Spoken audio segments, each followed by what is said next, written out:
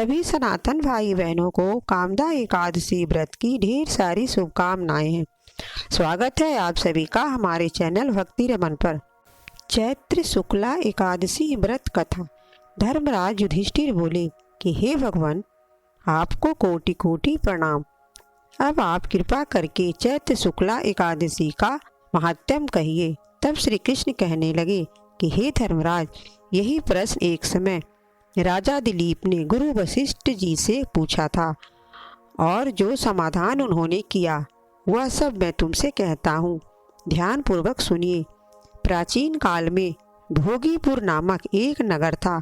वहाँ पर अनेक ऐश्वर्यों से युक्त पुंडरीक नाम का राजा राज्य करता था। भोगीपुर नगर में अनेक अप्सरा, किन्नर तथा गंधर्व भी रहते थे। उनमें एक जगह ललिता और ललित नाम के दो स्त्री पुरुष अत्यंत वैभवशाली घर में निवास करते थे। उन दोनों में अत्यंत स्नेह था, यहाँ तक कि अलग अलग हो जाने पर दोनों व्याकुल हो जाते थे। एक समय पुंडरीक की सभा में अन्य गंधर्वों के सहित ललित भी गान कर रहा था। गाते गाते उसको अपनी प्रिय ललिता का ध्यान आ गया और उसने ध्यान में स्वर भंग होने के कारण गाने का स्वरूप बिगड़ गया। ललित के भाव जानकर करकोट नामक नाग ने पद भंग होने का कारण राजा से कह दिया।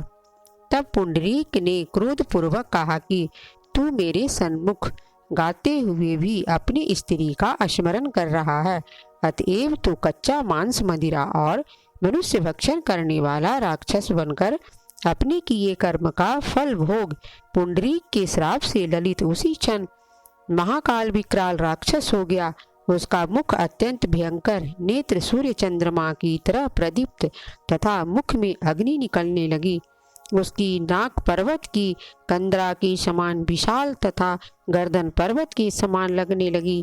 सिर के बाल पर्वत पर खड़े वृक्षों के समान तथा भुजाएं अत्यंत लंबी हो गई। इस प्रकार उसका शरीर 8 योजन का हो गया। तब वह राक्षस होकर अनेक प्रकार के दुख भोगने लगा। जब उसकी स्त्री ललिता को यह सब वृतांत मालूम हुआ तो उसको अत्यंत खेद हुआ और वह अपने पति के उद्धार का यत्न सोचने लगी। वह राक्षस अनेक प्रकार के घोर दुख सहता हुआ घने वनों में रहने लगा।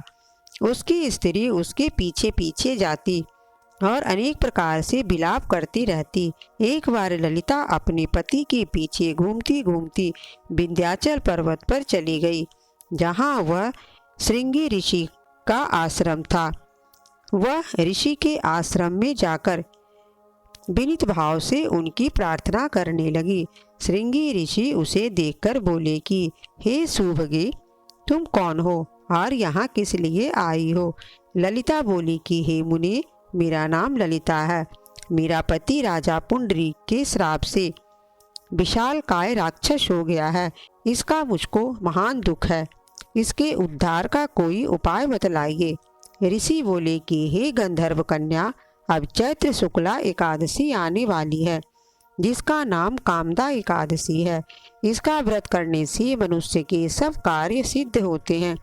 यदि तू कामदा एकादशी का व्रत कर उसके पुण्य को अपने पति को दे तो वह शीघ्र ही राक्षस योनि से मुक्त को प्राप्त होगा और राजा का श्राप भी अश्वमेघ शांत हो जाएगा। मुनि के ऐसे वचन सुनकर ललिता ने चैत्र शुक्ला एकादशी आने पर उसका व्रत किया और द्वादशी को ब्राह्मणों के सामने अपने व्रत का फल अपने पति को देती हुई भगवान से इस प्रकार प्रार्थना करने लगी।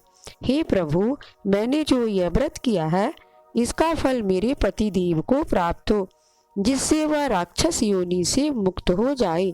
एकादशी का फल देते ही उसका पति राक्षस योनि से मुक्त होकर अपने पहले के स्वरूप को प्राप्त हुआ और अनेक सुंदर वस्त्राभूषणों से युक्त होकर ललिता के साथ विहार करने लगा। उसके पश्चात वे दोनों विमान में बैठकर स्वर्गलोक को चले गए। वशिष्ठ मुनि कहने लगे कि हे राजन, इस व्रत को विधि पूर्वक करने से समस्त पाप नाश हो जाते हैं। तथा राक्षस आदि की योनि भी छूट जाती है। संसार में इसके बराबर कोई और दूसरा व्रत नहीं है। इसकी कथा पढ़ने या सुनने से वाजपेय यज्ञ का फल प्राप्त होता है। अगर आपको हमारी कथा पसंद आई है तो कृपया आप हमारे चैनल भक्ति रमन को ज़्यादा से ज़्यादा शेयर करें, लाइक करें, सब्सक्राइब करें, साथ में कमेंट करना ना भूलें।